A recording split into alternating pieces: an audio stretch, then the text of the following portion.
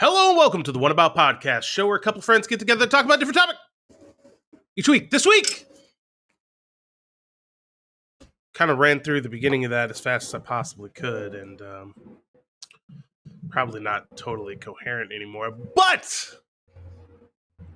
we watched one hell of a classic. This is the One About Halloween. I'm your host, Dean. I also go by endless colon places around the internet, and I'm joined this week, as always, by my man John. John, I want to open this week by asking you a question. Sure, what's up? Would you rather only eat one meal for the rest of your life, but it's absolutely perfect? Or eat anything that you want, but it's always fucked up?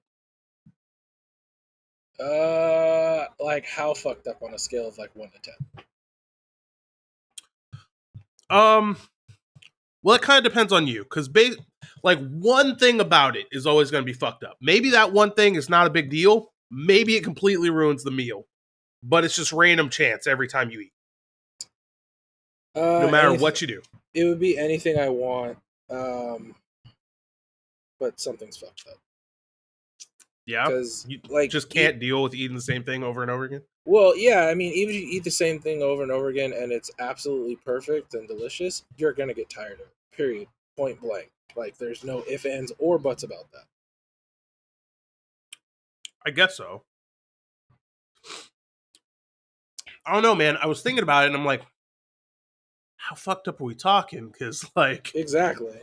I don't want to, like, have to skip a meal because they accidentally put salt in it instead of sugar. Like... I mean, at least you get to try new things. And, like, it might not be the main ingredient or the main dish of the meal that you want to eat. It might be, like, the side dish that comes with it. I don't know. No, the whole meal's fucked up somehow. Oh, okay. All right, cool. Yeah. Including your drink. They're going to fuck up water? Yeah, like your drink is also somehow fucked up. Where the fuck did you get this from? I don't remember where I heard that one from. Like, I hear these, like, what ifs, like, as I browse the internet or TikTok or whatever. And some of them just stick with me, and I'm thinking about it. And, like, the reason that this one stuck with me enough to ask you is because, like, I made dinner tonight, right? Yeah. And I made broccoli mac and cheese. Okay.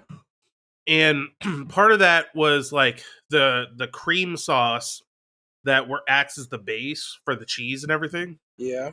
Has mustard in it. Odd choice, but continue. I mean, it's kind of nice. It adds a little tang to it. It makes it a little bit different. But I put in too much mustard to where, like, Connie just wouldn't eat it. She's like, this tastes too much like mustard. Fuck this. I'm not eating. And I respect that. I don't think it was that bad, but like it was still good. It just tastes a little bit like mustard. Gotcha. And so, like, when she reacted to it like that, I was like, oh, you know what? That reminds me of that what if. Like, what if something was fucked up? And, like, that was her fuck up. Today, the mac and cheese has a little bit of mustard in it. Little bit too much mustard. But I got a new member of the family over there, don't you? Yep. Almost got it. And a little friend buzzing around. Oh god, there's like 6 of them. I don't know, just really tasty. Anyways, yeah, it's a kitty. We named it Hermione. Adorable. Yep. It actually is really cute and adorable. It's just... Did you finish going through Harry Potter? Yeah. What the? I don't know. Like, I remember you said you were going to start watching them, but I don't know if No, I was watching them because my wife was watching them and, like, literally went through the whole schmeal through HBO Max. So that was good. Okay. It was a great ride, and, like, I read all the backstories on, like, the founding members of Hogwarts and Voldemort and Grindelbeck, like a whole bunch of shit.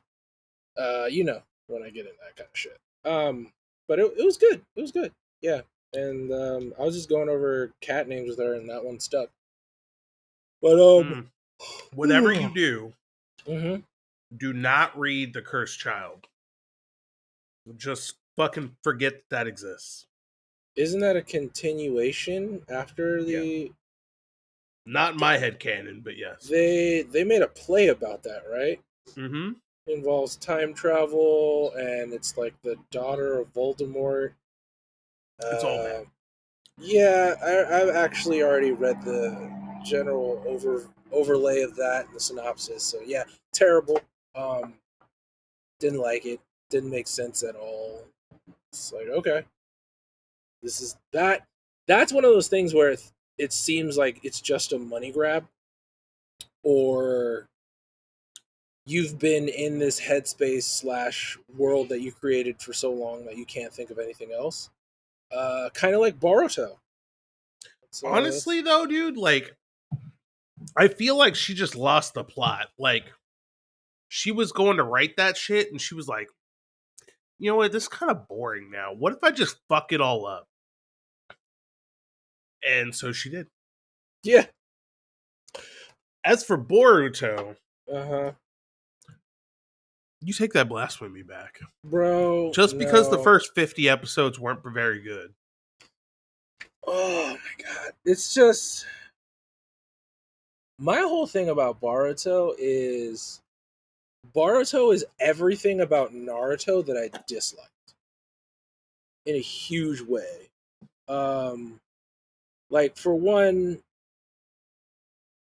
as someone who's like been watching anime since the Toonami days and before, and like I watched the big three as they originally aired week to week um, before streaming services or like anything like the internet videos or anything like that. Like each of them holds a special place in my heart. Like Brian, he would burn me DVDs of all the Naruto episodes, and I would watch them when I get home. Like I love Naruto. It's great. And everybody agrees, including myself, that like near the end, it kind of went off the rails in a lot of different ways. Um, and I mean, it got an ending. It was a good ending if you're only following like Naruto's story and like where he wanted to be. And I felt it was like a great place to like end it, be okay, and just leave it as is. Yeah. When Boruto comes out, I'm just like, this seems like a cash grab. It came out way too quickly after Naruto was done, especially the green light of the anime adaptation, which in turn made it to where Boruto is currently 50, 60% filler. I mean, that's not super uncommon these days, though. But that's the thing. It's like I don't like filler. Most of the filler in Naruto and Naruto Shippuden, like it's not good. It doesn't do anything for you, to be honest with you. Um, they don't build off of it because it's filler. It seems like white noise in what could have been a really great story, but that's due to the fact like in the 90s, early 2000s, before anime broke the pop culture bubble, and people realizes like maybe we should treat these with more respect and like adhere closely to the source material that everybody loves. Like, yeah, this is an adaptation, but we need to still hold true to the points that everybody loved about the original source material. That's why like now the Marvel films are going really well and stuff like that. Anyways, trying not to get into a huge tangent. But when you like bust out with Baruto, when now you have all these different animes getting greenlit, they're closer to the source material than ever before, and they come out in seasons to where they don't just have fillers just to fill time and to get like money. And then you have Boruto coming out, and it's just like filler, filler, filler. Oh, there's a good fight here, good fight here, filler, filler, filler. Don't really like the main character. It's only good because Sasuke and Naruto are still in it. Uh, Obscene power scaling. Have to basically handicap the strongest characters in here to make the fight seem more fair. Like it it's all over the place. And again, it's all the pain points I had at the end of Naruto Shippuden that I just didn't like. I didn't like how that was. I mean, the ending Ninja War was great, especially when you got to see all these ninjas of lore that everybody is like hyped up to infinity, and they're like, why are these guys so amazing? And then you see Madara taking on the whole fucking Ninja Alliance by himself, fucking amazing. You seeing the first Hokage flexing, like he really didn't even fight anybody, just flexing his chakra muscles, and everyone shitting their pants, like that was spectacular. But Bardo's taking all of the worst points of Naruto, in my opinion, and trying to make money off of it, and it's not good. That's just my opinion. I When Boruto started, I agreed with everything you just said. Yeah. After that first arc and a half or so, I think it turned a corner for the better. I don't know that you're necessarily wrong still, but I give it a lot more credit than all of that. Yeah. Now, that Huh. said, if you were to ask me if I would rather live in a world with no Boruto, I'm like, yeah, probably. Yeah, it's honestly not necessary. Like, I understand. I think the turning point was when they made the first Full Metal Alchemist, caught up to the manga, made their own ending, which was good in its own right. It was fine. And then they did Full Metal Alchemist Brotherhood, and everybody's like, masterpiece. Like, holy shit.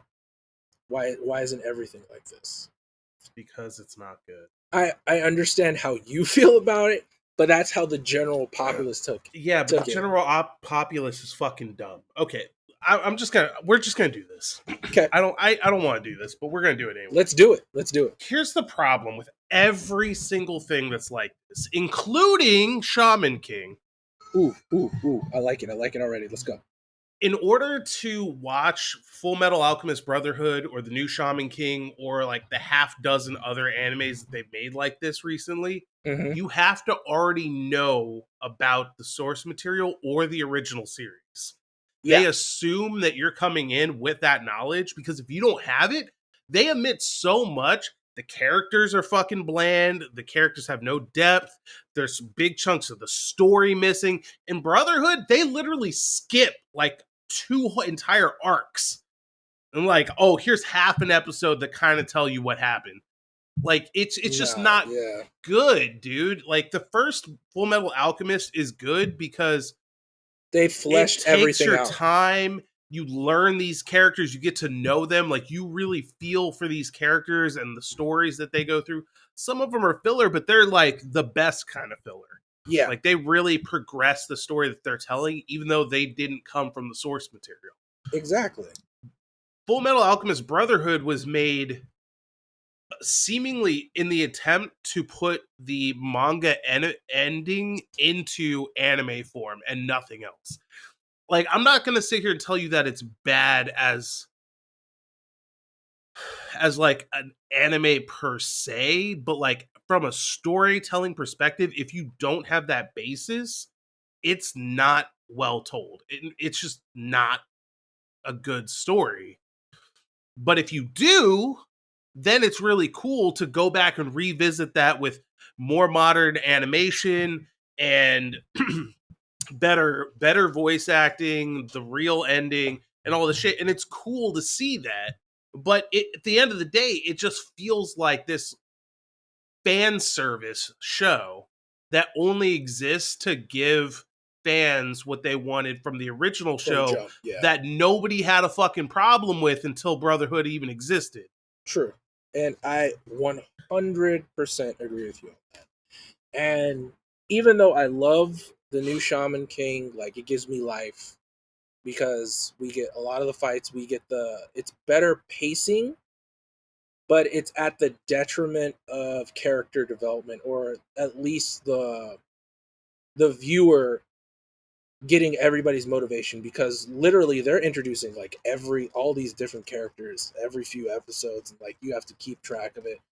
And if they don't slow down the pacing nearing the end and flesh out at least how is the only, honestly, for Shaman King, the only character motivation that they really need to flesh out is how, and they'll be fine. It'll actually, in my opinion, be the perfect adaptation to the book. Because knowing Here, me, you know me, like when I heard Shaman King was coming out, I read the whole manga start to finish. hmm, And I'm going to say this right now, out of all the mangas that I've read, probably one of the endings I liked the least. Um, I understand that. uh, like, you know the ending, right? Yeah. I read the whole thing when it was new. I Yeah, remember. yeah. I did not like that ending whatsoever. There was a I lot understand. of wasted potential when it came to like in-game scenario fights. Other than them like getting to Hao and the Great Spirit, those fights were fucking amazing. Yeah. But after those fights, when they got their power ups and stuff, like there was a lot of potential wasted there. I felt really bad about that. But again, if they don't flesh out Hao's motivation in like the last 2 or 3 episodes before the ending one, it's gonna be a complete disaster. It's not even worth an adaptation. Like I understand what they're doing, and it's fine. But we had this conversation before. Like it could be better for someone who doesn't know the source material. But I mean, even then, like the thing that I dislike the least is they're pulling a Final Fantasy VII remake Sephiroth with How in this one. Yeah, Like they just like here's some How. First scene of the show. Here's How.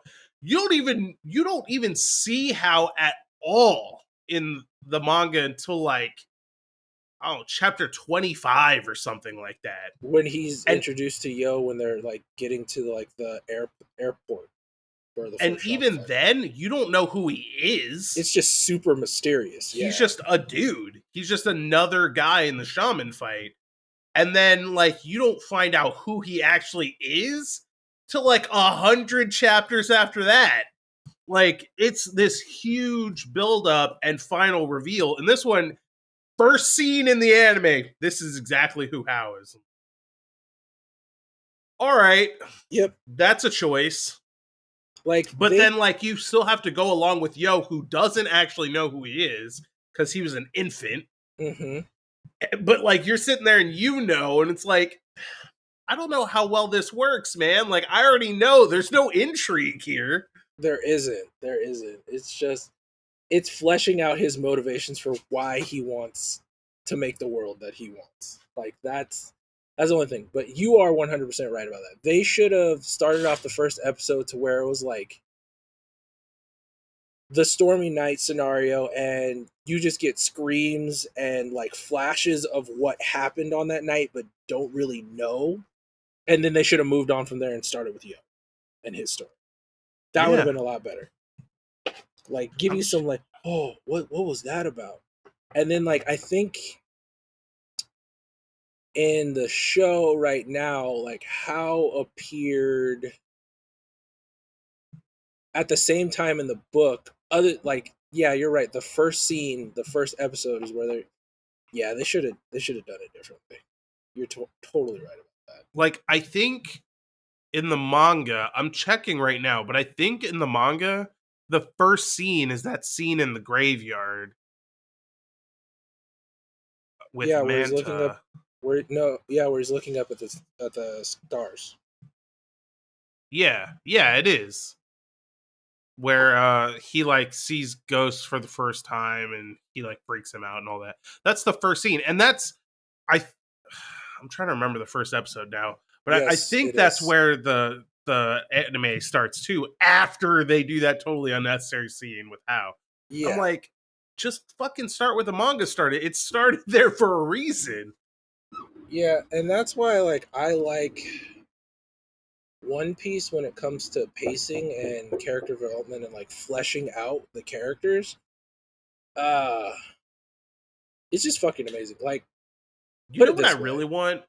I What? really want them to remake the Rurouni Kenshin anime.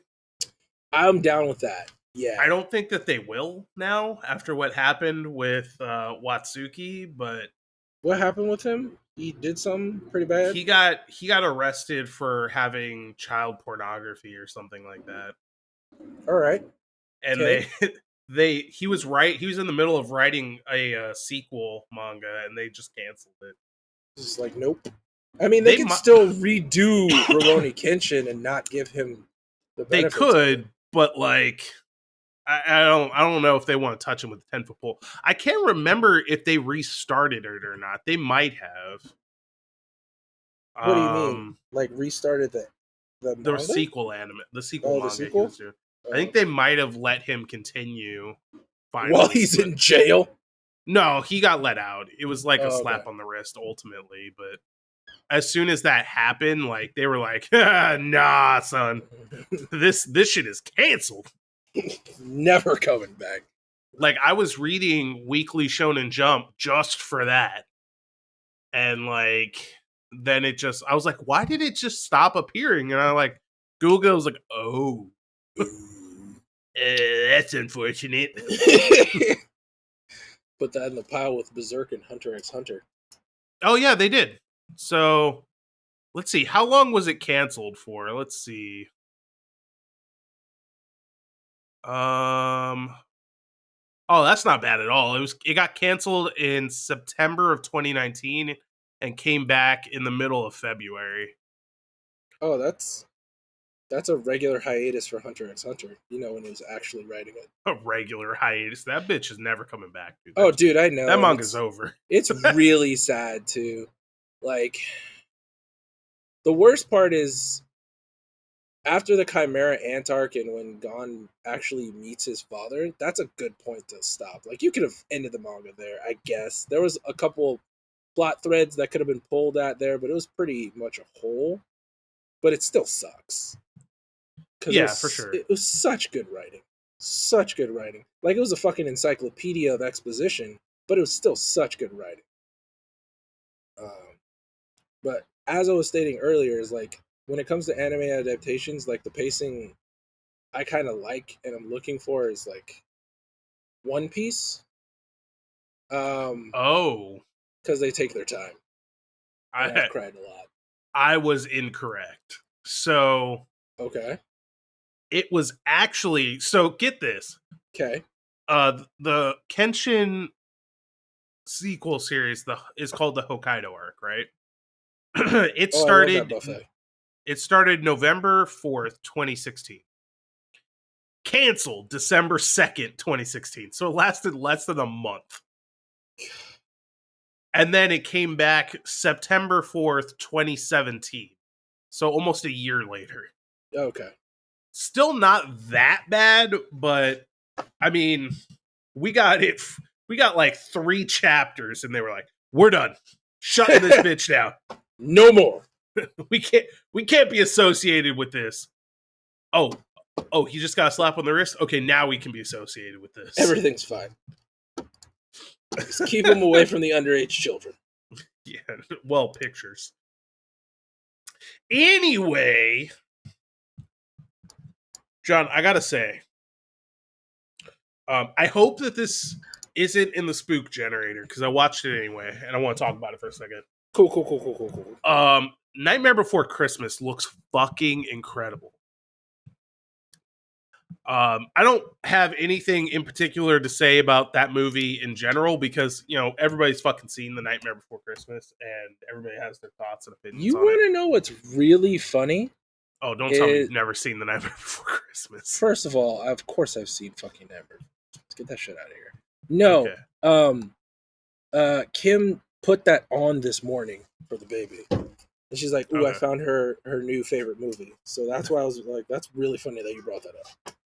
That's actually why I watched it because Connie put it on for the baby too. He was homesick today.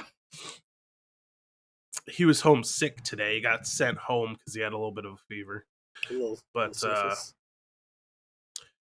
but yeah, dude, like I was just watching it on Disney Plus. I was like, fuck, dude, this movie holds up great. This looks incredible. It does. Some of my favorite songs in that one as well, especially the Boogeyman. Love him, and like just the animation and the movements is so great. Mhm. And then I also want to mention a little movie that came out that I watched called Dune. So I love Dune. I read the book and I've seen the '80s movie like 100 times. Really? Yeah. So this is one of those things that like I inherited from my father. He was a huge sci-fi nerd. Mm-hmm. And so like he had the original Dune movie, he had the TV series from the 90s, he had all the books. Like he's just a huge fucking nerd for this shit. And when I was like 12 or so, we went to the bookstore, he bought me my own copy of the book. And I read like half of it because which I mean like fuck if I'd read the other half. Mm-hmm. But the first half is basically this big political space drama more than it is a sci-fi movie. Yeah. And I came back to it years later and have a totally different appreciation for it. Now, I say all of this as a preface to my thoughts on the movie, which are I kind of didn't want this. Really? Not that it's bad. The movie's actually quite good. It's only the first half of the book, Yeah. roughly, Yeah. which is where all the political shit happens and all the actiony shit with extra political sauce comes in the second half. Extra political sauce. Yeah. Um, but as good as it is, I was like, this is almost like watching an abridged version of the book. And at that point, like, the book is just so much better that, like, fuck it, man. Like, Well, I mean, honestly, you get that with a lot. Like, so when you're talking about adapting a source material, I will say this.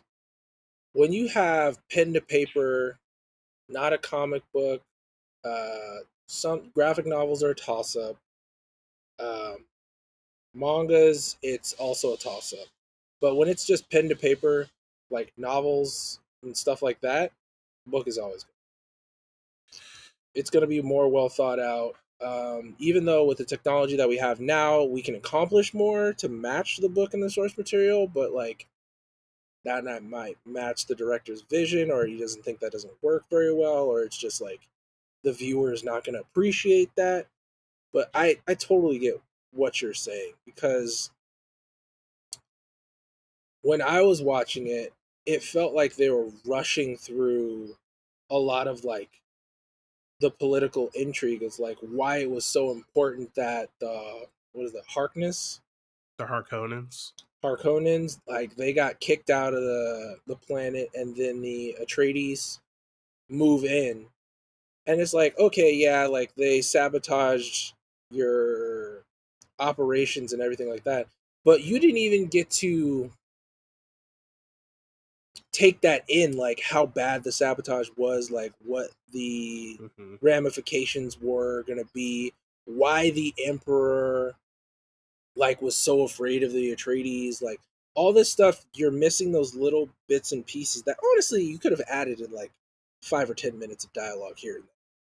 It's To fine, be like you. fair, they don't really explain a lot of that in the book at that point either. Mm-hmm, Like that's part of the intrigue of the book is like why this is all happening and what's going on beyond behind the scenes. Because there's a scene in there where is it Gurney? It might be Gurney who says like the emperor fucked us on this one, basically like he sent us here to die. mm-hmm, And that's true, but you at that point in the book too, you have no idea why that happened. And so like knowing that but not knowing why is a lot of what drives the plot forward. mm-hmm. So I don't necessarily knock them for that, but yeah. So did you read the book or read about Dune before watching the movie? No and no, which is totally out of character for me. Right. So that's awesome because I'm really interested in what you think because of that. Like, I know what's going on and I know all these characters and I know where it's going. I also know what they cut out, which I think was significant. But I'm interested in like how that movie played out for you. Like, were you able to follow the plot and what was going on and all the things that, because Dune is complicated. Like, they have these crazy technologies that they don't really explain to you in the movie. And Yeah, like like, the whole shield. Like right. I had to surmise like any fast acting projectile or object that is blocked by the shield, but after like at a certain speed, it'll get through the shield. Correct. Like that's what I mean. Like there are certain things like I was like, okay, all right. But I mean, there were a lot of not a lot, but there were enough parts that were confusing to where I was like, they could have added like more exposition here and there that Like, could have helped this along. here's my question to you. What is the spice? So they gloss over what the spice is, even though it's like supposed to be the most important substance to intergalactical travel and like the most important substance in the galaxy. From what I gathered just from the movie, it's Mhm. a hallucinogenic mineral that increases high level brain function. If I had to guess, am I close? Um, no. No, not Excellent, really. excellent. All right, cool. Just glad about that. Glad about that failure. So I'm not really going to tell you because there are parts of what the spice is and where it comes from and how it ties into the greater plot that I'm sure they're going to explain in the second movie. So I'll leave it up to you to either read about it or just wait until the part two movie comes out and find out then. But I don't think I can wait 2 years for part two. Nah, bro. I'm gonna be reading about it. I don't know what the fuck you're thinking. like and like I said, I will leave it to you to do that should you choose to do that. But yeah, yeah. I was just interested in what you thought about that. I So mean, here's my other question to you because I'm yeah. interested if you got anything from this either.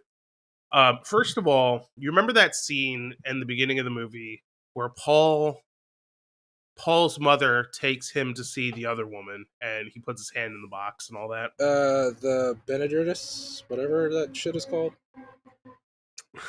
The the word you're looking for is Benny Gesserit. Yeah. That's it. Yep. Yep. Uh huh. Nailed it. So I think you kind of answered my first question, but who is that person, and what does her group do? That person, surmising she is a something akin to a high council priestess at the side of an emperor who basically does back dealings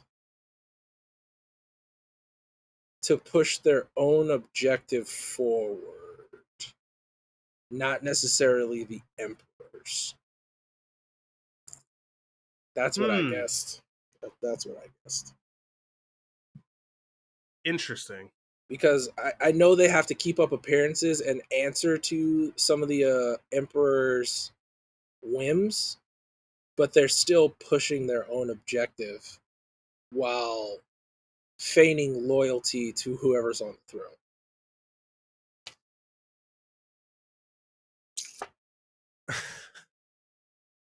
So this is what I'll tell you right off the rip.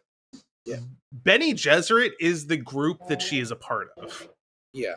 That is not who she is. Well, She whatever. is a Benny Gesserit. She's a Got it. Benny Gesserit Reverend Mother The fuck is that? Anyways, who she's essentially like the fortune teller for the emperor. Mm-hmm. The Reverend Mother is basically like the leader of her group of Bene Gesserit women. And they are a group of exclusively women who have otherworldly abilities like the voice. Yeah, I saw that, which was So, weird. final question. Yep. I'm just fascinated by what you got out of this movie as somebody who doesn't know anything about it. Okay. Who is Paul and why is he important other than being the prince of the House Atreides? He's supposed to be some sort of foretold messiah. That's supposed to. He's supposed to do something on that planet with the spice. Again, not very clear, but like they be saying shit under their breath when they meet him. It's like homeboy like meets him and he walks away. Is like, oh, you look familiar. I was like, what the fuck? And it was like, oh, who taught you how to put on your suit? Oh no, it just felt right. And he will know of the world and how to use them. I was like, people are right there, bro. It's like if anybody understood like your language, like you'd be like capped off top. Like they'd be like torture you. It's like, what the fuck were you talking about? Like they be saying that shit. It's like they be shaking his hand. His hand will be as smooth as baby silk. What the fuck did you what? Like it was funny, but like I understood it, and like everybody was like basically waiting for this dude to do something. Like basically free the Fremen. Okay. So this part I think you were actually supposed to get from this part of the movie. So I'm just gonna tell you. Okay. So the Bene Gesserit, their long goal is having this like really involved and really specialized breeding program to eventually create their own messiah figure called the Kwisatz Haderach. Yes. The Kwisatz Haderach is basically a Bene Gesserit Reverend Mother, but male. Got it. And he basically has omniscience. Like he can just see everything all at once and do fucking whatever he wants. Yeah, and like homeboy is shown to have the sight, and he's a novice in the voice, but still.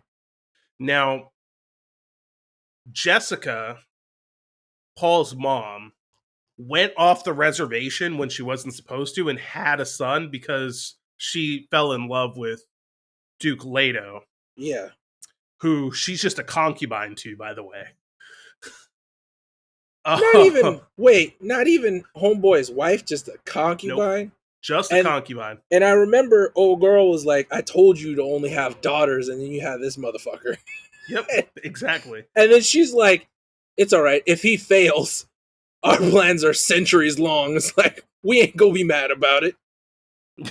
They are kind of mad about it, but they're actually really pissed off about it. It's hilarious. But yeah, so that's who he is from the non-Arrakis side of things. On Arrakis, to the Fremen, he's I think their word for it, they call him like the preacher. But and you'll find out like a lot of this in the next movie, because they only kind of hint at it here. But like you said, he is their foretold messiah. Yeah. Who leads them to the promised land and all this kind of shit.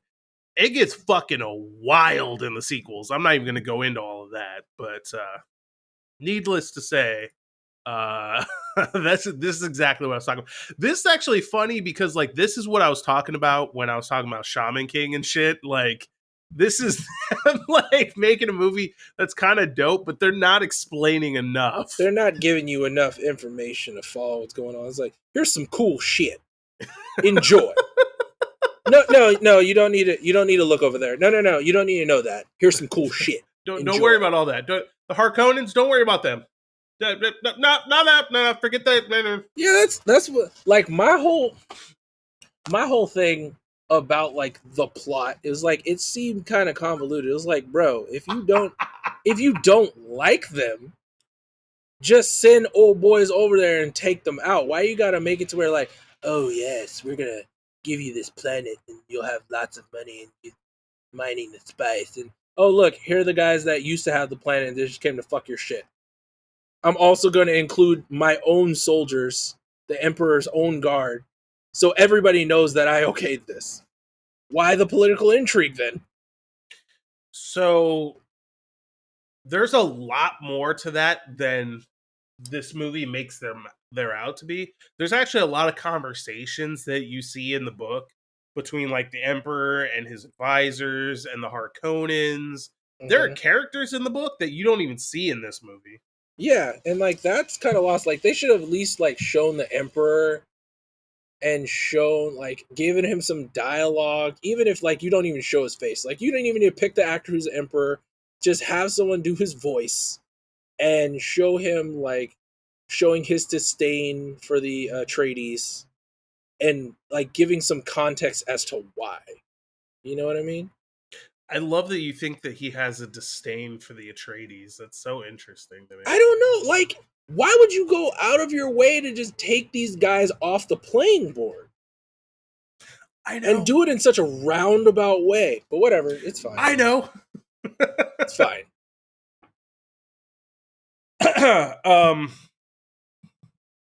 John. Yeah. We've been sitting here shooting the shit for like 40 minutes. That's totally fine with me. I like shooting the shit with you. Should we talk about Candyman?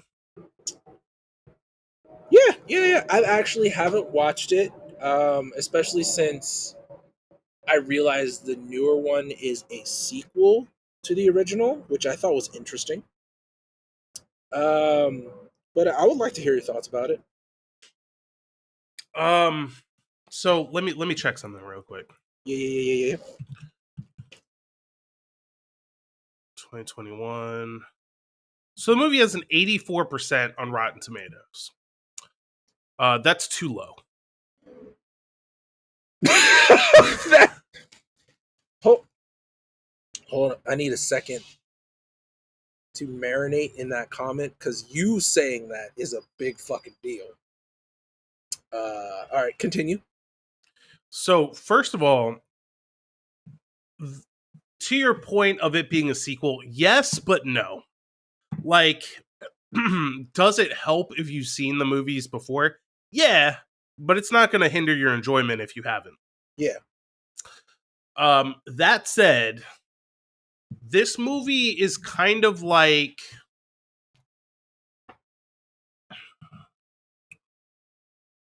so this movie's produced by Jordan Peele. All right, starting off good. It is very much like Jordan Peele's horror movies, except better. How so? And I require elaboration. so my thing with his movies is that everything that he does feels like it's trying to be More deep sophisticated, and yeah, than it needs to be. sophisticated and trick you, and this movie is not that. This movie is about Candyman. If you know anything about Candyman, it is that. But you know what I would compare it to? It's like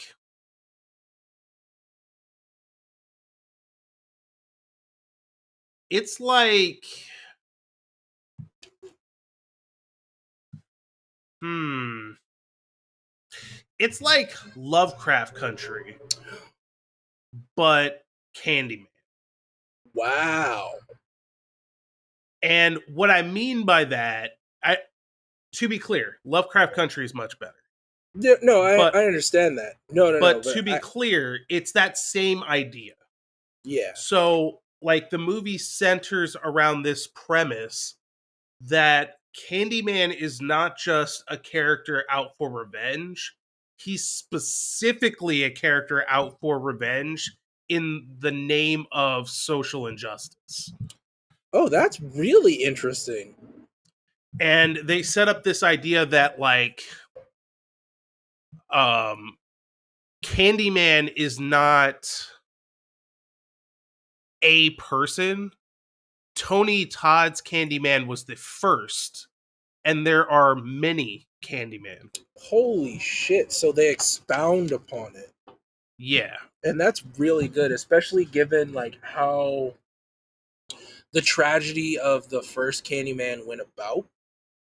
Right. Like, you could. That's fucking genius, honestly, now that I'm thinking about it. Yeah, I was taken several steps aback by this movie. Was not ready for that revelation. Holy shit. No. In fact, watching the movie, I wasn't ready for it when it hit.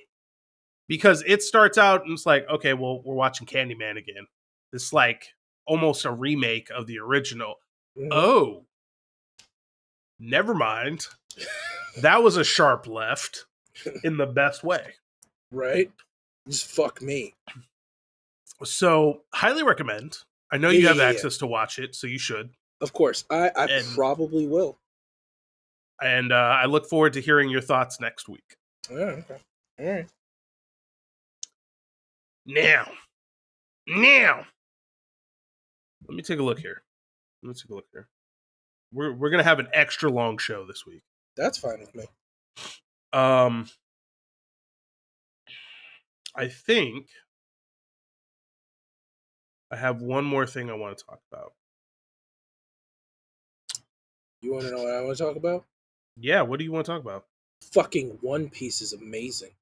God damn it.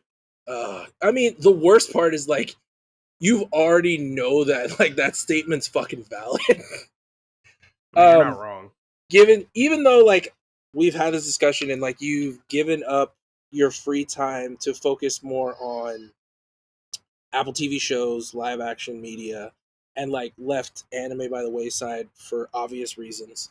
And like I'm kind of the opposite. Right. But when I heard that my boys at Funimation was like, "Hey, yo, so One Piece is hitting 1,000 episodes." For all them sons of bitches who are like, One Piece is too long, I don't want to watch it, it's not worth it. We're gonna spend a month of our time on hiatus to make basically this 1,000th episode a fucking event. And I was like, yeah. I was literally like, okay, so I'm like starting from where I left off, which was episode 767, and I am catching up on One Piece for this event. I am not missing out. Okay.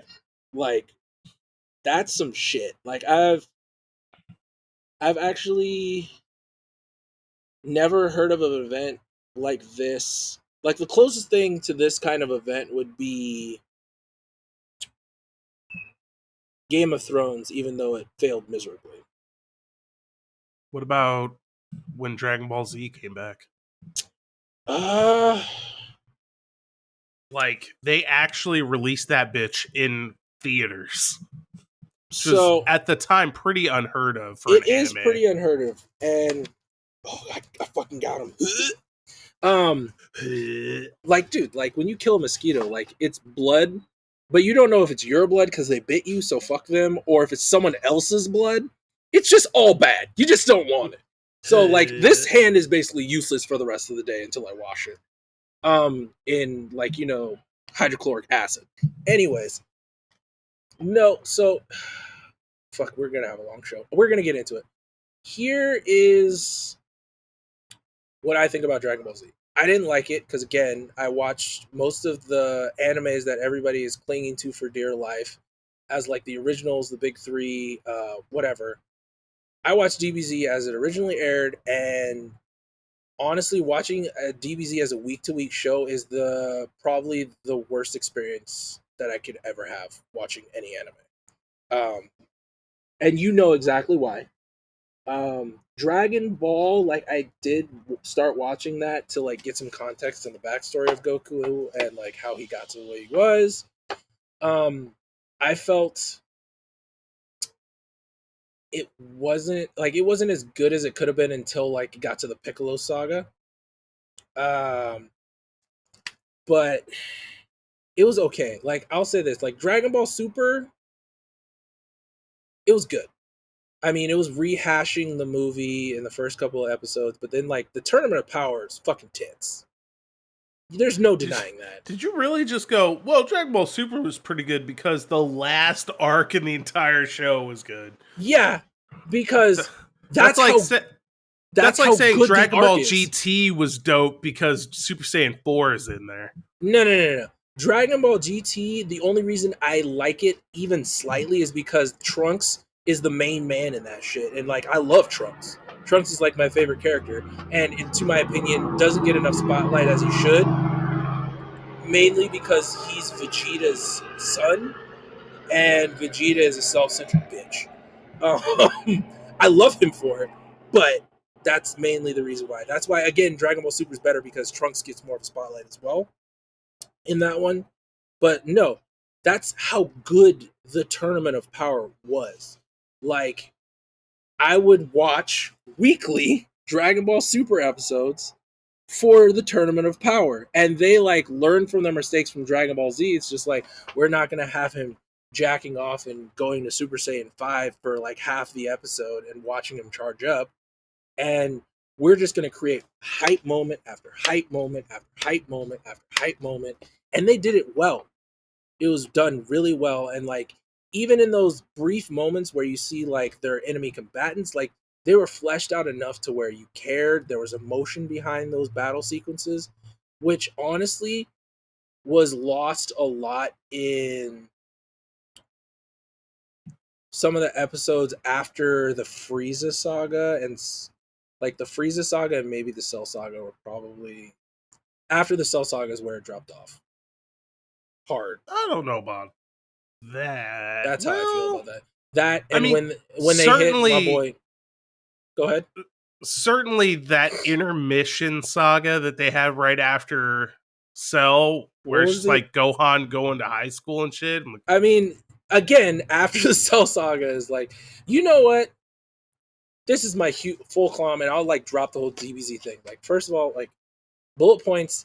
I didn't like DBZ because I had to watch it week to week. Rewatching it, DBZ Kai was good. It got rid of like a whole lot of the but fluff. but if you watch Kai, you don't even get to see Goku and Piccolo get their driver's license, man. Anyways, proving my point.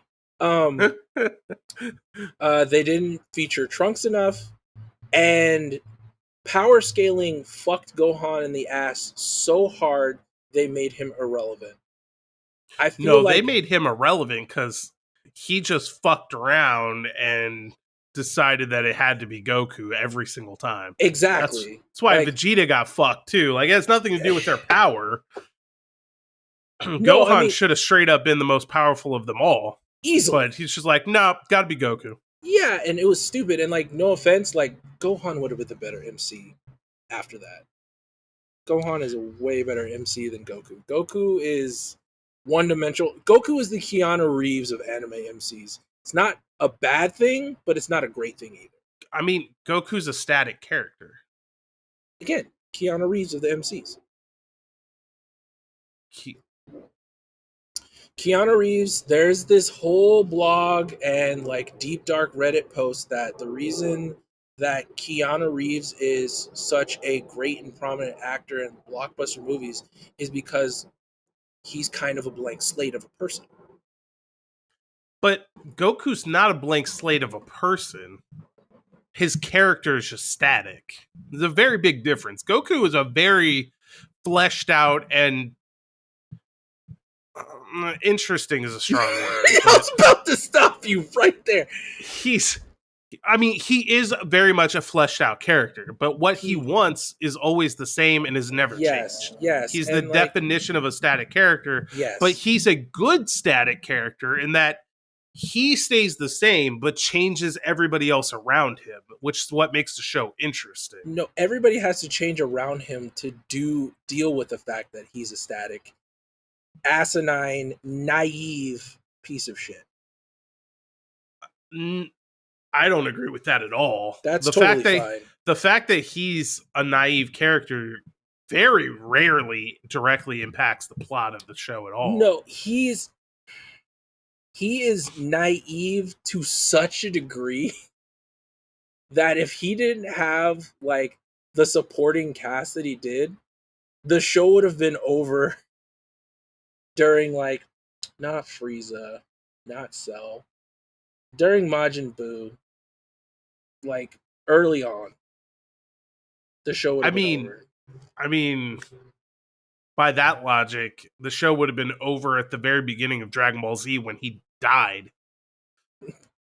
But that's another thing with Dragon Ball Z where people like death is not persistent enough to matter. But again, whatever. Like I'm poking holes at something that I don't like personally. That's fine. I really don't like how they fucked over Gohan and they fucked over Trunks because of Goku. No, yeah, me neither. Goku is like, out of all of the MCs that I have watched over the years, which is a lot, Goku's my least favorite. Like, Vegeta would have made a better MC than Goku, in my opinion. No. And I'll tell you why. Why is that? Because Vegeta wouldn't be half as interesting as he is without Goku.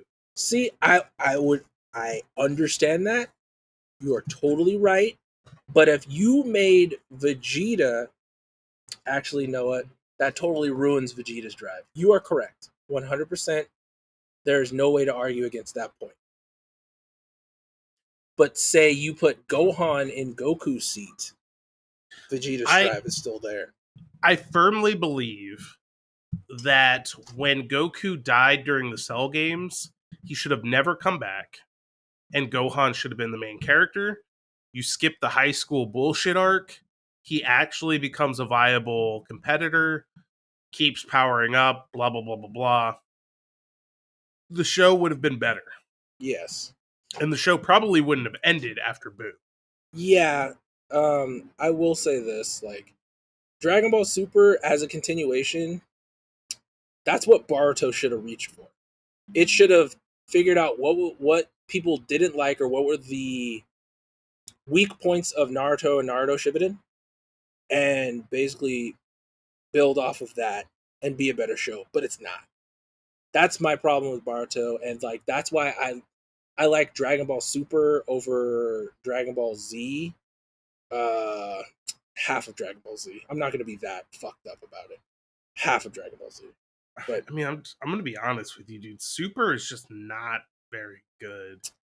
Like, the first two arcs are complete dog shit because they're just the movies again. Got you. And they're worse. And they make random changes that don't even make sense. Not even necessary. 100% agree.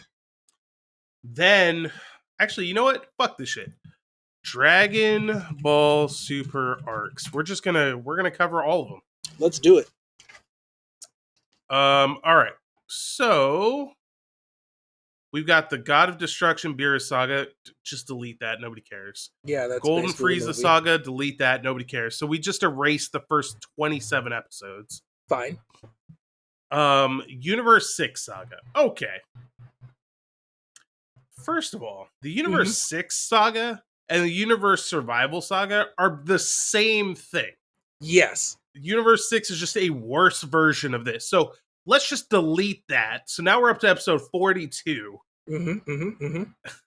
Out of 130, by the way. So we've deleted a third of the show. Once again, loving it.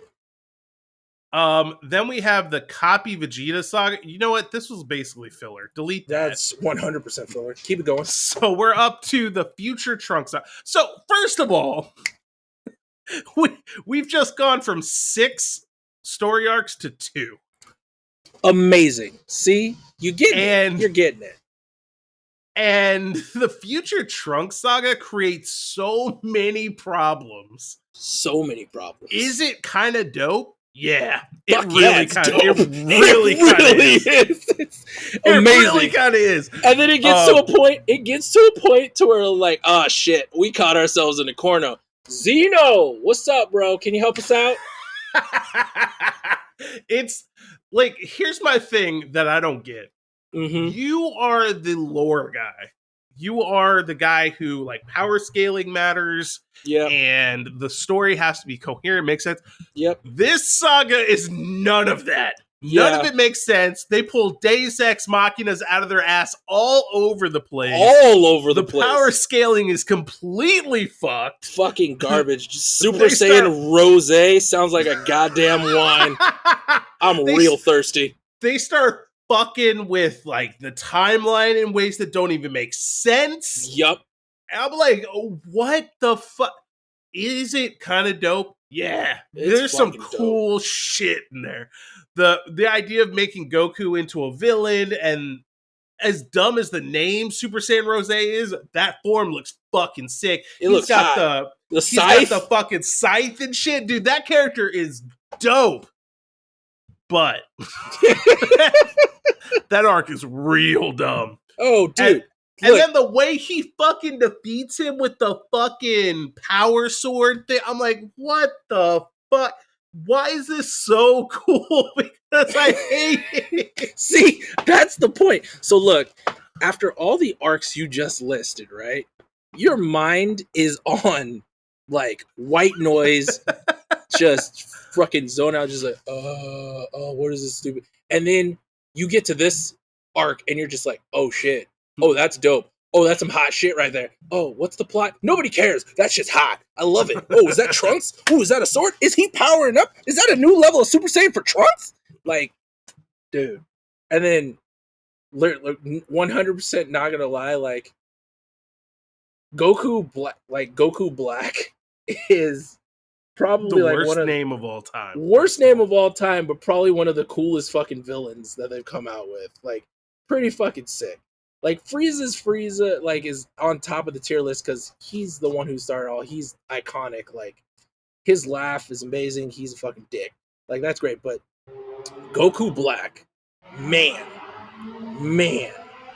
And then also the meme that came from it when, like, they go to the future is like, he's not black, and they don't shoot him. Like, that's where Super takes a turning point. I was like, oh, so we're gonna have some fun with this shit now. Like, and then what's after Future Trunks? What's that arc after that? That's the tournament arc. You see what I mean? That's what I mean. But here's the thing. Okay. The Universe Survival Saga, which is the last one, is half of all the episodes in the entire show. It goes on for way too long. It really does. Like, way too long. So, this is what I'm trying to say. Uh-huh. Is the Future Trunks saga dope? Yes. Does it make any sense? No, it's fucking retarded. Doesn't fucking need to. Is the final tournament arc dope? Yes. But it goes on way too fucking long. To the point where, like, the entire show is just bad. Is it kind of cool in the second half? Yeah, but it doesn't make up for the fact that it's still bad. Exactly. Once again, I am not refuting that fact. I just said I liked it and it was fucking enjoyable. Like, I'm just gonna say this. Dragon Ball GT is better than Super.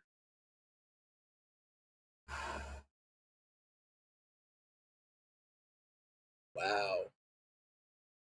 And you want to know the worst part? I agree with you. Like, if we're talking about like plot, on the real though, like plot and like some of the villains in Dragon Ball GT, yeah, like the way that they got to certain points, yeah, fucking stupid. But I can't knock it. Like, again, we just went over Dragon Ball Super, and like only the last two arcs are literally worth watching. Like, you don't need to watch anything before then and just watch the Dragon Ball Super at those arcs. Totally fine. You will have an enjoyable time. You don't need to waste your time with, what was it, like 60 some odd episodes? It is 46 to get to the Trunk Saga. Mm-hmm. And then fucking 70 to get through the universe. Which, honestly, like, half of that is filler. Yeah, that's fine. When they're, like, gathering their team together and that kind of shit. Yeah. It's Just fine. all kinds of nonsense in there. It's totally fine. And then there's the movie where they try and like canonize Broly all of a sudden. I'm like, man, we Yeah, could have just left well enough alone the first time. The first true. 4 times they did a Broly movie. Did we really need another Broly movie? Well, yes. Of course we fucking did. And that Broly movie was pretty fucking good. I liked it. Like, if I'm just watching, if I can set my mind on like white noise and just ignore the plot of Dragon Ball as a whole and just be there for the hype fights, that's fine. I can enjoy myself watching Dragon Ball. But like comparing it to like some of the other animes that I was watching at the time, like Yu Yu Hakusho, Inuyasha, Samurai Champloo, Afro Samurai, I oh Big O, which was like a super slow Yo, anime. Big O though, Yeah, throwing the big throwback. but like I loved that fucking noir mech feel that Big O was about, and like honestly, I don't like slow stuff that much. There was a couple episodes in Big O, like it took them till the last 2 minutes of the episode to even get in that motherfucker, but still better than Dragon Ball. You know which one I really liked? Zatch Bell. You remember that shit? Fuck, hey, yo, swear to God, if they decide to redo Zatch Bell and match it to the manga, just I'm gonna like blow a hole in my roof from the erection I get. Swear to God. Like, Those were like the big ones, right? Like dude, you Shaman King, Kenshin, Zatch Bell, FMA, like those are the ones they need to do. They got FMA, they're doing Shaman King. We got 2 more. Like, come on. dude, hey, Zatch Bell, and like Zatch Bell had like the banger fucking opening. Like, fuck. What was that opening? Let me look it up. I don't want to ruin your ears by trying to sing it, but it was hype. All right, I And found it. what I love about Zatch Bell is it was the whole trope of this really intelligent loner dude who didn't have any real drive, and then he gets this really like kind-hearted soul attached to him, and he uses his smarts to like give this kind-hearted soul the chance to make his dreams come true, and then he grows as well, and they both grow together, and like that shit was great, and the fights were fucking awesome. Are you talking about the Japanese opening? Fuck no, I'm not talking about this Japanese opening. I'm talking about Bro, the one in the fucking US. Hold this up. opening's pretty weak, dude. Let me This let me help you out real quick. Let me see. is Disappointing. like that's not a banger. I'm sorry. Oh,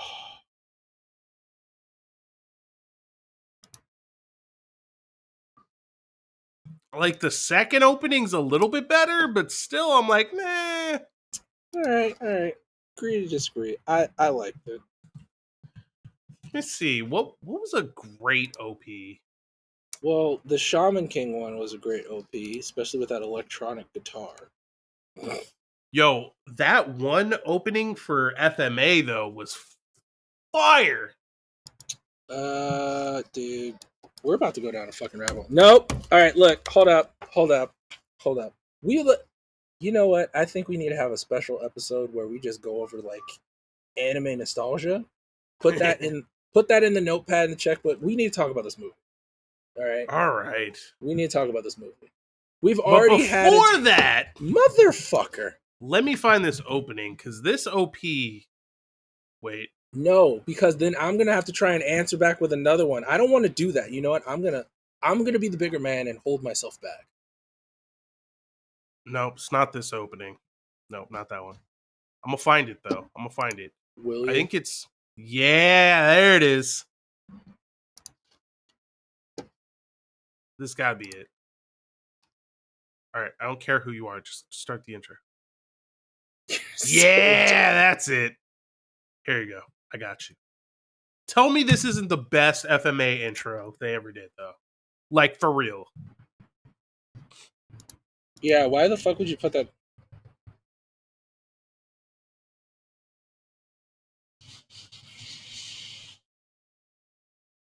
Yeah!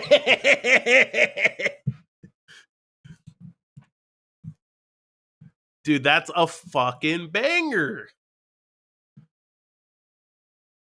Like, see, that's a lost art form. Like the animation with that, and just like the way that it builds and then hits that crescendo, and then it just keeps riding that crescendo all the way out. That was, you are right, straight up banger. That Now, let's not forget. it's so good. It's so good. That's probably top 3 right there. I'm Don't I'm forget. trying I'm trying to think of one. See, look, we're There gonna have a once was show. a man named Gold Roger. Oh my fucking god! No, we're definitely talking about the movie now. Yo, ho, ho, we took a bite of gum gum. So we watched Halloween. Oh, 70 fucking 1 minutes into this bitch. Dude, I'm telling you, like, put it on the notepad. Go over anime nostalgia. Like, I'm down to get into it with you because you know I So got a fucking list up here. But I didn't anyways, know you do. So a little drink of water there. Okay. So I've seen this movie enough times that when I sat down to watch it this time, I was like, fuck it. And I watched it with audio commentary.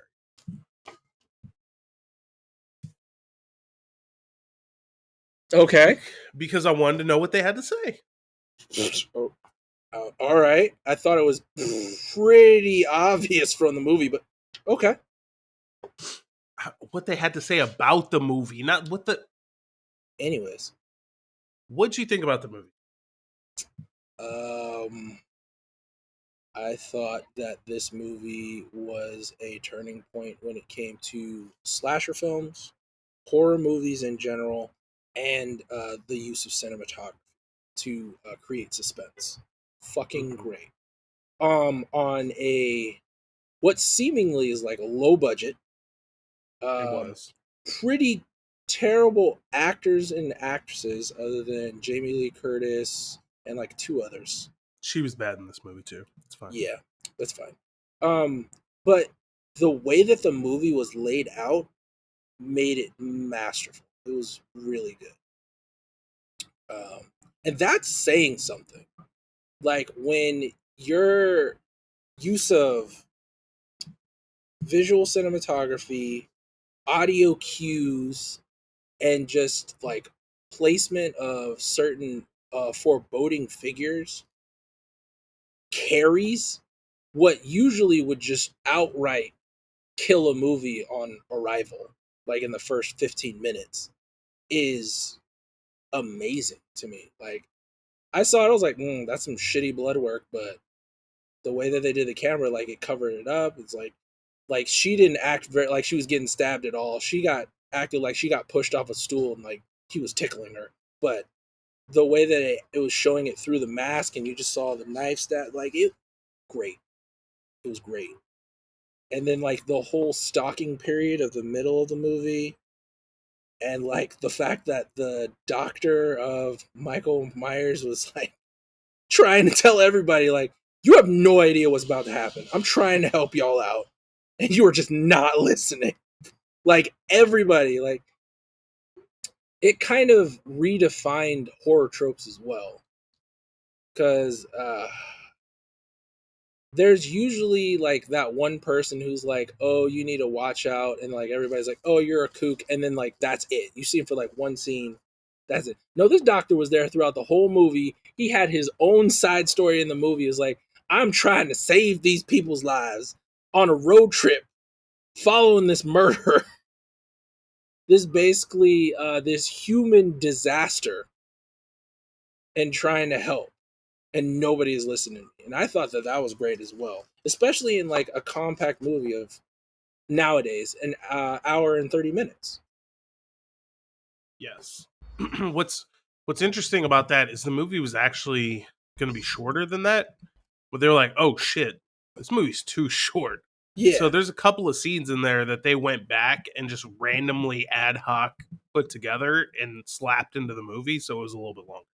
that's pretty awesome because like it all came together beautifully.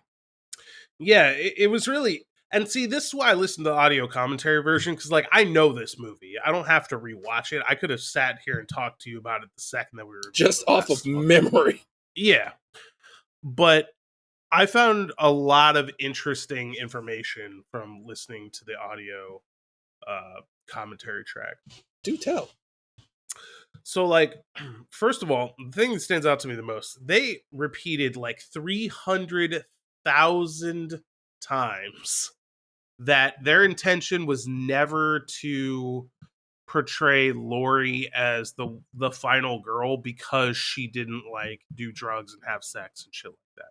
Yeah, That was something that critics wrote about the movie and the plot and all that and after the everybody fact. just fucking ran with it. Yeah, they were like that. No, like James can't. Like just like no. It was John Carpenter was like no, and Deborah Hill, who was the co-writer on the movie, was like no. Jamie Lee Curtis, no. Like it's just over and over. I was like, okay. By the fucking end of the movie, it's like I get it. That wasn't the intention. I get it. I Mhm. really don't need you to tell me that. But some other interesting things. So, like that scene in the very beginning of the movie where you see little Michael and he goes and kills his sister and all that. That was the last scene that they shot in the movie because it's the same house throughout the whole movie, but the house that they got was a real house and it was run down as shit. So they filmed the whole movie Oh, and that's then went back and dope. renovated it. That's hella dope. um and then like the scene that that scene where Lori and her friend are driving in the car Hmm. and they're like talking about boys and all that. That was one of those scenes that like wasn't in the script at all. That Deborah Hill just got into the car with those two actresses and she was sitting in the back seat with the camera and shit, and they were just totally improvising all Just those shooting the lines. shit. And like that's another thing. Like, no offense, like throughout the whole movie, like acting seemed horrible. Like they Mhm. were stepping over each other's lines. Um they weren't letting like them finish sentences and stuff like that. And it seemed like a lot of the dialogue was ad-libbed. And again, it worked because it's just like honestly, this is how normal people talk. Especially like at that time, like teenage girls. Like that's exactly how they talk. So they got away with it. But again, like it's crazy to me that with a movie, honestly, from like a holistic standpoint, looking at all the pieces of the puzzle together, should have been bad, is like a fucking masterpiece. What's interesting about that is when this movie first came out, the critics hated this movie. Oh, They just rightfully so. fucking Yeah. ran it straight through the mud. And then they were talking about it in the commentary where there was one reviewer in like the Hollywood Gazette or some shit like that that was like, this movie's a fucking masterpiece. And then all of the previous reviewers went back, like they rewatched it and re-reviewed it with glowing reviews. And they're like, "Oh shit, we're not supposed to just trash this movie? Oh fuck, my bad. Yeah. Actually, this movie's fucking great." I mean, again, like when you're first watching this as a critic and you're picking apart the different pieces of the movie, I would understand why they would give him like shit reviews. But when you look at the movie as a whole, as a viewer, like and how everything came together, even though it has so many so many points against it, it's a fucking masterpiece. And like the way that they handle suspense is great. Their sound cues are amazing. Like those noise the sounds in this movie became iconic and synonymous that they're used even till today. And like even people who haven't watched the movie know exactly what that about. Oh, that's Michael Myers. You know what I mean? And that's a statement in itself. So here's an exercise. Okay. How much do you think this movie's budget was? If I had to guess, And you can this do it in movie today's money or 1978 money. It doesn't matter. I know both. Stoof. Of course you know both. Um 25,000.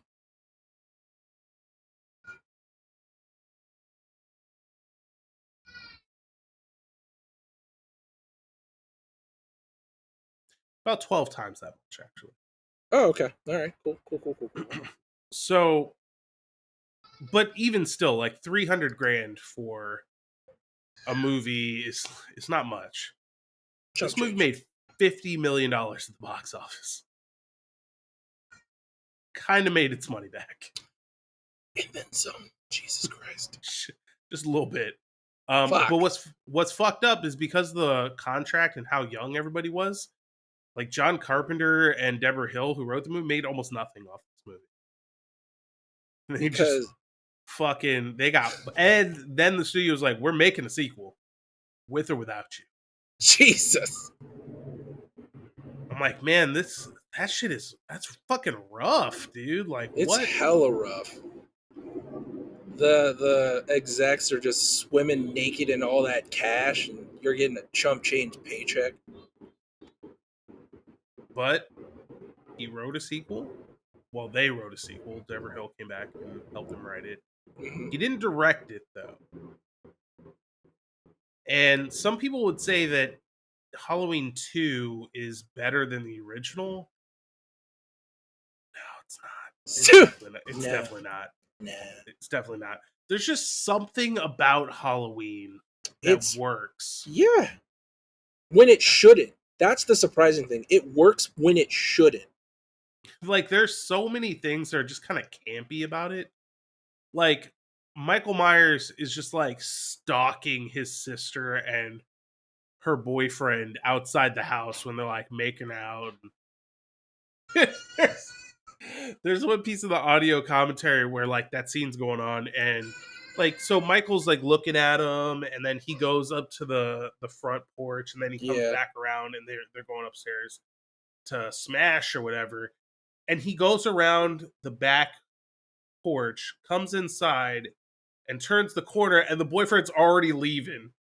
And Jamie Lee Curtis is like, that's the quickest fuck I've ever seen in Hollywood. Like, Dude, what an absolute pig. I fucking love Jamie Lee Curtis. She's like one of my favorite actresses. Like nearly anything that she's in, I watch just because she's in it. She's fucking great. Like True Lies, fucking I great love movie. that movie. I love that Fucking movie. amazing movie. I watched Scream Girls, which is a self-aware horror series, which is fucking funny as shit. It's great. Especially since they kill Ariana Grande in like the best way possible. Mm-hmm. Like if you haven't watched Scream Queens. If you haven't watched Scream Queens, you should. Especially because Jamie Lee Curtis is like she's that bitch in that show, and she Yeah. plays it perfect. God, I love her. She's an amazing actress. It's funny too because they were talking about her casting because this was her first movie. And John Carpenter wanted to cast somebody else. He didn't want her at all. And it was actually Deborah Hill who was like, "Nah, dude. Like we have to get It's like that's the one. Jamie Lee Curtis. Like her mom. Like, come on, John. Come on." Ah, come on. And so finally they relented and they got Jamie Lee Curtis, and the rest is history. But Right? she spent a long time talking in there about how people gave her shit for um, being in these exploitation films early on in her career. Mm-hmm. And she was like, yeah, but like I did all those exploitation films real clean. It wasn't until I started getting to big budget Hollywood's movies that they were like, all right, now show us your tits. Basically, it's like, yeah, you want to be a star, don't you? Right. Just like those fucking exploitation films were like the best of my career. Basically, like I had dignity before that. Yeah. Which, by the way, is part of what I love about Scream, but maybe we'll talk about that next week. Yeah. So I want to talk about the shape. The what? Michael Myers in this movie is credited as the shape. The Shape? The shape. All right. I take it you don't watch the credits when you watch a movie. No. Unless there's like a certain actor or actress, I was like, is that who I think it is? And I'll read the credits and like figure out who it is. But no. I would have definitely been taken aback if I saw The Shape accredited. Actually, can I find it for you? I probably can. You don't need to find it for me. I kind of do. You really don't. The shape. Please stop. You don't like the shape? No. You're not a big fan of the shape. Could you just stop, especially saying it in that voice? This is actually Halloween 2, but I found it anyway. He's still called The Shape in Halloween 2? What the fuck, Yeah, dude? he is. Kind of idiot son of... Okay. The shape. Please stop. I don't know why they went with the shape, but anyway. So, basically, Michael Myers is like 8 years old and just stabs his sister to death horrifically. Titties out and everything. Yeah. And he's sent to a mental institution, apparently for the rest of his life. Which might be overkill. No. I mean, he's 8 years old. Like, I mean, 8 years old, he's stabbing his babysitters, looking like he just... only his sister. Only his sister. We've all had it out with our sister at some point. Not to that degree. I got my ass kicked by my sister up until junior year of high school. I still didn't want to stab her like that. I mean, you thought about it a little bit, though. You're like, I could end these beatings real quick. No. I'm not going to do it because I'm a better man than that. But Stupid. I could. I was the run of the litter. Like, everybody was beating my ass, to be honest with you. And I still didn't think, like, you know what? This butcher knife might come in real handy. Anyway, my point is just that, like, the next time that we see him, he, like, jacks a car and drives away or whatever. But then, like, Loomis talks about him like he is the most fucking horrendously evil thing that you've ever seen. I'm like, I mean, from what we've seen, he's psychopathic, maybe, but just pure fucking evil? Like, where does that come from? Like, what happened in there, Loomis? He just has really good insight as a doctor. Hit the nail on the head. Fucking should take up a new career in exorcism with that kind of... He probably did splash him with holy water and shit. Like, I think he literally calls him pure evil. I'm like, oh, yeah. As far as we know, all he did was stab his sister to death. Like, a lot of people have done that we wouldn't necessarily call pure evil. I mean, stabbed his sister to death and looked like he was just out having a glass of milk. And the reaction from his parents, I guess because it was Halloween, they were like, oh, like, the mother had, like, the best reaction from him. She's just, like, put her hands in her pockets. Then they get in the house. Oh my God! Why do you have this big fucking butcher knife? And what's this red stuff? Were you making a jelly sandwich? Right. And go inside. They're not really questioning God! it. Not even questioning it whatsoever. They're in their tux and their dinner wear. Save us, Dr. Loomis. He And stabbed Sissy. didn't he say that he didn't talk at all? Yeah. So how, like, I kind of get your standpoint. Like, is like, how did he know he was so evil? It's just the look in his eyes. I could tell. I think in one of the sequels, that's what he says too. It's just like that evil glare. Like, what are you talking? Like, no offense. Like, I'm pretty sure Michael Myers spent all of, like, how many years was he in that mental institution? A lot. 15, 18, 20? I'm gonna go with a lot. A lot sounds about right. That's a great quantifiable number. A lot. Cool. Glad we agree. But I'm pretty sure that whole time he just had this glazed look in his eye. Just.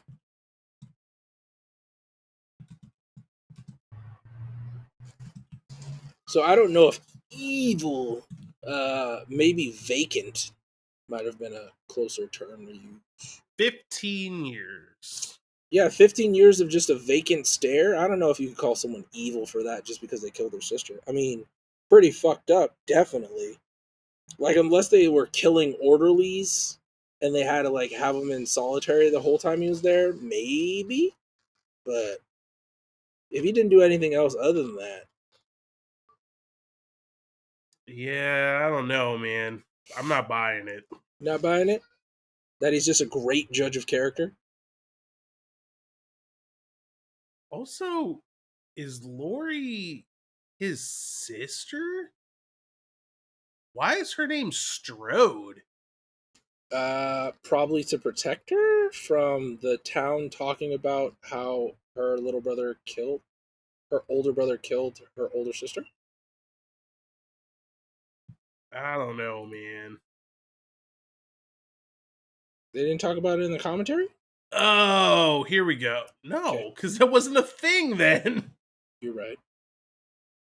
And in fact, I'm reading about it now in the new remake that ignores most of the sequels. Maybe all of the sequels. Does it ignore all the sequels? Let's Maybe. see. 11 installments, direct sequel to the original film, which retcons all previous sequels. Excellent. So, as of now, the actual movies are Halloween, Halloween, and Halloween Kills. Halloween Kills. Got it. Yep, perfect sense. This is another. Fuck, we were just talking about how stupid it is when Hollywood does this shit. Don't call something that's a sequel the same fucking thing. Plus, there's a remake that's also called Halloween. So there's Halloween, like, and Halloween 2. There's two of those. So Halloween, Halloween 2, Halloween, Halloween 2, Halloween, Halloween Kills, Halloween H2O. Did they make 20 of them? I don't know. Please stop. The H2O one was a fucking stretch and, like, should never have been done. So, like, here's I'm my talking problem. about the title. The movie, I don't even remember it, but I'm just the movie's saying. Fucking horrendous. I understand. That's why probably I don't remember it, but still. How do you forget Halloween H2O, dude? Didn't that have Ice Cube in it? No, it's not Ice Cube. It's LL Cool J. Yeah. See, I get it. Fucking terrible. Like, look at this shit. It's Halloween, Halloween 2, Halloween 3, Halloween 4, Halloween 5. This is great. This is wonderful. This is perfect. Easy to follow. Halloween, The Curse of Michael Myers. All right, fine. I'll just let that one go. Okay. Halloween H2O. God damn it, dude. First of all, I get it. H2O, it's 20 years after the original movie. H2O, Halloween 20. I get it. Kind of clever. But how are you going to call your shit Halloween H2O? Halloween 20? And then there's a subtitle 20 years later. What the fuck is this? Halloween 20 years later is the full title? Like, what? Who came up with that? Smart people. Fine. Smart people. Fine. Let's forget it. What's the next movie? Halloween Resurrection. You know what? After H2O, I can't even be mad about that. But who's in Halloween Resurrection, you ask? I don't know. Jamie Lee Curtis is in there. Okay, cool. How about Busta Rhymes and Tyra Banks? Like, what the fuck goes on in Hollywood, dude? I remember that, actually. I remember seeing the trailer for that bullshit. And then, what did we get after that? Halloween. Remade by Rob Zombie, of all people. I mean, Rob Zombie's not bad. Bro. All right, now we're going down the Rob Zombie rabbit hole. Let's do shit. that. Filmography. What's he got? House of a Thousand Corpses. That movie's not good. I don't give a shit what you say. That movie. The Devil's Rejects. Okay. If you're into splatter flicks, that one's okay. Slither, he's an actor in. We don't care about that. Then he made Halloween. So how we got from House of a Thousand Corpses and The Devil's Rejects to Halloween, I'm not really sure. Somebody had a lot of faith in some bullshit. Give him that. And then what else we got? Werewolf Women of the SS. Come on. Halloween 2, The Haunted World of El Super B. You know what? That's enough. I give up. You know what? Rob Zombie's great. You're right. You win. Jesus.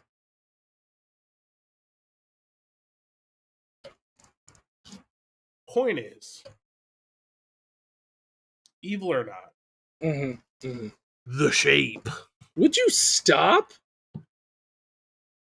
He's like really fucking unnerving in this movie. Yeah. Like the way that he just kind of is there. It's like he's always there around the fucking corner. I actually saw a video. I sent you a video. I don't know if you saw it or not, but it's like how Michael Myers is always catching up to people. Oh shit, I saw the shit out of that. That was hilarious. Motherfucker stretching and shit. Put on the beats. Start trucking. Fucking great. It's gotta be. I mean, in this movie, he's got a fucking hatchback. Yeah. So, like, it's not that crazy. He's just fucking driving around in the first movie. Like a normal ass fucking dad who's got to take the kids to soccer.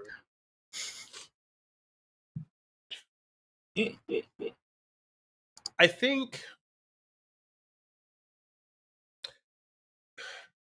at the end of the day, I think that Halloween is a fucking masterpiece. When you consider that it was made on a shoestring budget, Yep, by a bunch of kids. Yep. I mean, I say a bunch of kids. They were like roughly our age at the time, but like I sure as shit can't make a fucking movie. It's like when you say kids, the way that I take that is like not like high list, highbrow, like fucking amazing acting talent. I think. Is this the one that had Norm Macdowell in it? No, this isn't. So these are basically everybody in this movie at the time is like a no name actor, actress, director, screenplay writer, mostly. Yep. And just came out with a banger when all things point to this being a snooze fest shit show and probably the worst, not just horror movie, but movie created.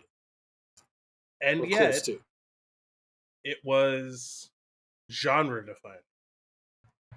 Because the magic that they made with audio cues, visual cues, cinematography, like it clicked. And I feel like, especially like watching all the Alien and Predator movies, I feel like a lot of that's lost because everybody's trying to leverage the new technology, the new like 3D generate like CGI bullshit instead of like mastering the basics, like getting the fundamentals down. You know what I'm saying? I do. You want to talk about master? Actually, I'm going to preface what I'm about to say with a question to you, and I will tell you what I was about to say when I answer. John, what is the best scene in this movie?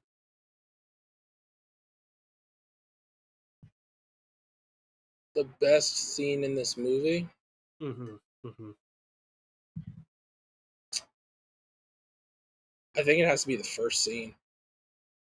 Oh, that's interesting. Like for me, it's like the way that they start off this movie. Like, if I've never watched Halloween before and I was watching this movie as like a purely new viewer, the way that they started off this movie is like, holy shit, what the fuck?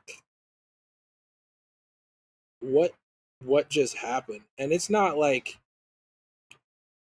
it's not crazy fast or anything. It's actually like well thought out, and it's just gripping enough to where I was just like, holy shit. And then it's like, where do you go from here?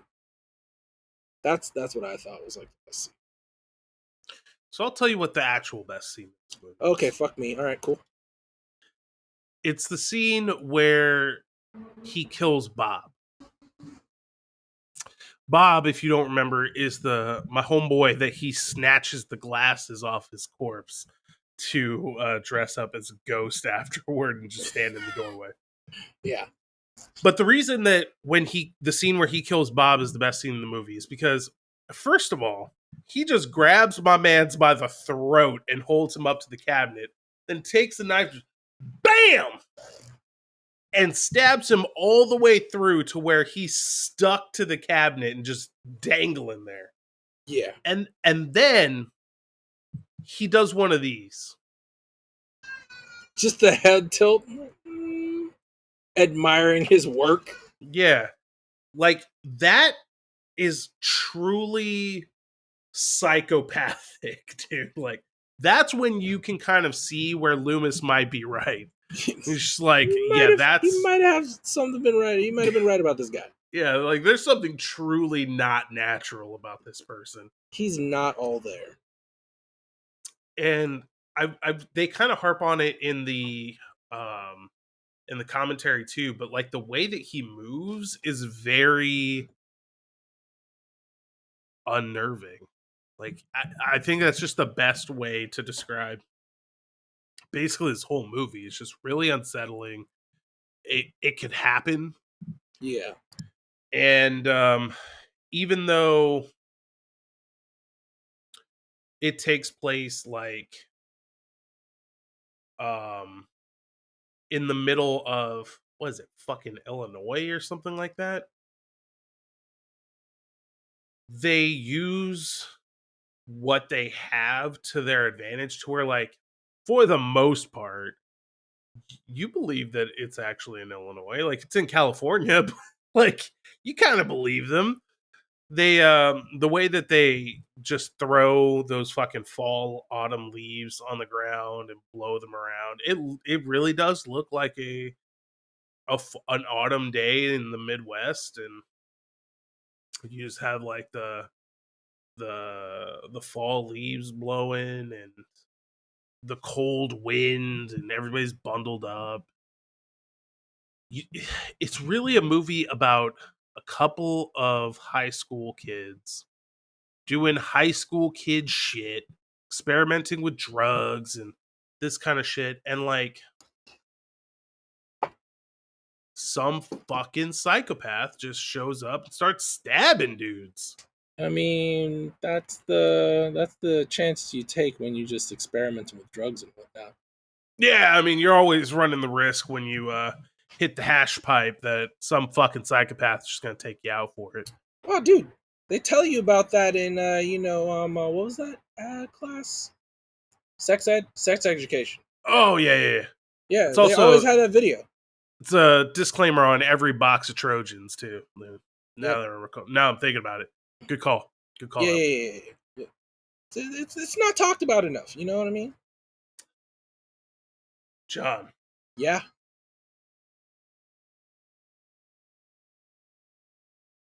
what is your final rating for Halloween?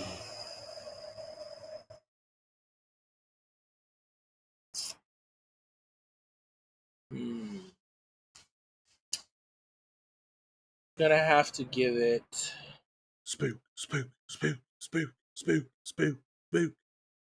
an 8.5. He's pure evil out of 10. Like pretty fucking amazing movie. Even though like it's super low budget, terrible acting, and just like it just works, and it's really weird. It's really weird that it works. I'm not gonna lie to you. This movie easily gets 9.5. The Shape out of 10. That's what I feel about The Shape. This movie's a fucking masterpiece. It It is really is. the slasher film. It was not the first, and it's not the best from a technical standpoint. Yeah. But man, is it ever a classic? John! This was our last movie before Halloween itself. Yeah. And I feel obligated to ask, what are you going to do for Halloween, my guy? So for Halloween, I have no idea what I'm gonna do. I honestly don't know what we're planning. I mean, because COVID's still a thing ish, Sure. and kids have like uh, pre-existing health conditions. So, I mean, last year we did something pretty cool. We went over to a friend's house, and they had their kids and their family over, but everybody had like masks on, and it was fine. And everybody got checked before they came over there. And then what they did is they set up all the rooms in their house as houses, and like all the adults were in them, and the kids would just run around and knock on them, and we'd give them candy and stuff. It's pretty cool. Oh, okay. That's Yeah, and it was like a little mini Halloween party. It was pretty dope. But this year I have no idea. I think if I remember correctly, we're gonna go to like a maybe one of those drive-through Halloween experiences. And then we might go to like, depending on how close it is or how crowded it might be, we might take the kids to like one of those park places where they have like booths set up and stuff like that. So we'll see. But honestly, as of right now, I have no idea. I am going to watch more horror movies. And tomorrow, I think we're going to go and take the little one to the pumpkin patch. And he's got like Halloween thing at school on Friday where like they do their trick or treat thing throughout the halls at school, and they like take photos. And then after school, they have a trunk or treat thing where like the parents come and then they pop the trunk and they got candy in there, and you go trick or treating through the parking lot or whatever. Oh, that's pretty cool. Yeah, so we'll be doing that. And then Halloween itself, when is Halloween itself? Is that Sunday? Sunday. It is Sunday. Yeah, so we're gonna go to the monster truck rally on Sunday, and I don't know about Sunday. We'll probably be here and just like put a bowl of candy on the porch and watch like Charlie Brown Halloween or whatever. Okay. It's the Great Pumpkin, Charlie Brown. Oh god. Dude, I'm not gonna lie to you. I'm so over the Charlie Brown movies at this point. Like, we watch them for the holidays. I mean, nostalgia aside, like they're whatever. It's like it's pretty messed up what Lucy was doing to Charlie Brown. Lucy's that bitch, dude. She is that bitch. John! Yes, sir.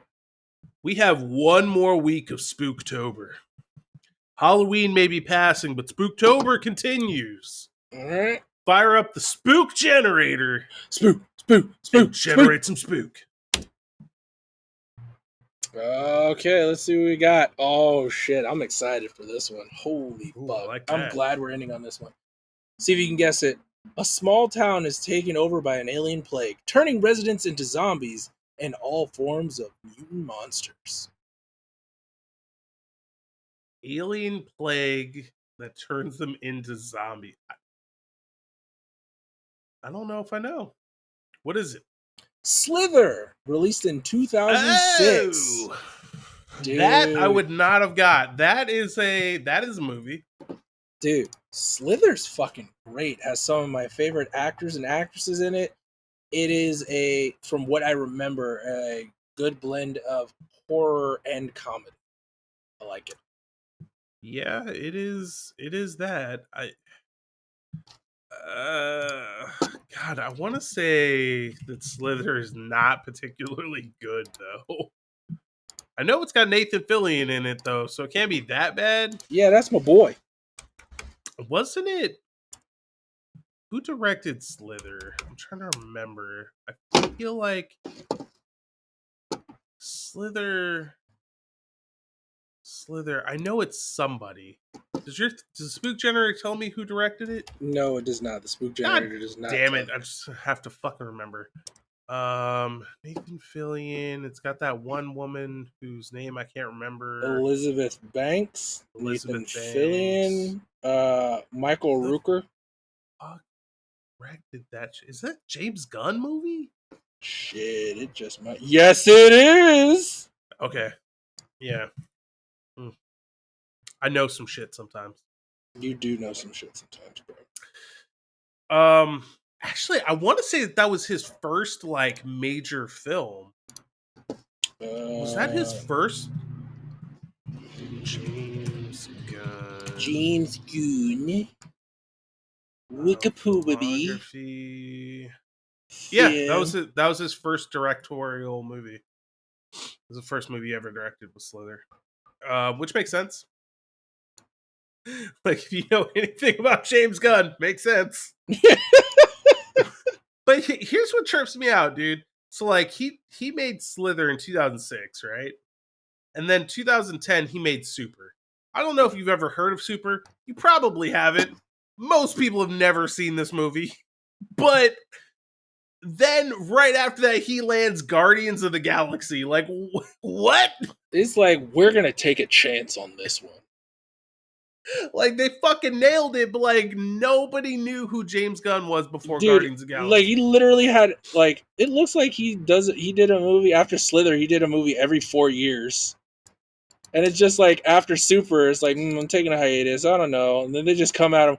Hey, you want to do Guardians of the Galaxy? Yeah, sure, why not? I can try it. Yo, he was a producer. I was like, he did Brightburn. That movie was dope. Dude, Brightburn's hot.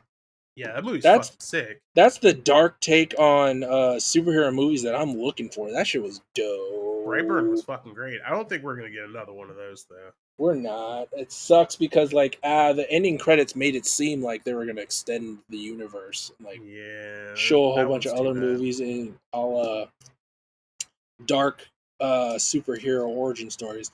I will say this. I just now found out while looking at this. Oh, there is another movie in the Spook Generator that he had a hand in. He didn't direct it though. But he basically did Another everything else. movie in the Spook Generator that he had a hand in, but Did not didn't direct it, but he basically did everything else. I mean, is it the Belko Experiment? Yes, it is. I was like, I don't know what else it could be. Where the fuck did you pull that out of your ass from? What do you mean out of my ass? The Belko Experiment was pretty cool. Dude, nobody's seen the Belko Experiment. What do you mean? What do I mean? Dude, the Belko Experiment's great. It might be great, but nobody has seen this fucking movie, dude. What do you mean? On a budget of $5 million, it got a box office of 11. What are you talking about? Everybody saw that movie. $11 million. You're right. Everybody. Who's even in this fucking movie? It's literally a whole cavalcade of B and C list actors that you don't know their name, but if you saw their face, it's like, oh, it's that guy. I mean, John McGinley's in it. Once again, I wouldn't know his name, but if I saw his face, I'm like, oh, it's that guy. Oh, is that guy's name? And Michael Rooker's in it. I mean, there's a couple in here that I'm like, oh, I know that. Then there's like John Gallagher. I'm like, oh, okay, that's that guy's name. Or Josh Brenner. I'm like, oh, that's that guy's name. Once again, like I told you, it's just a cavalcade. Okay, fine. But we will not see those movies anytime soon, as the Spook Generator is going into retirement until next Spooktober. Yes, sir. Unless there's a Spookvember. Ugh, you need to stop. I guess we'll find out next week. So gross. And as always, spook, spook, spook, spook.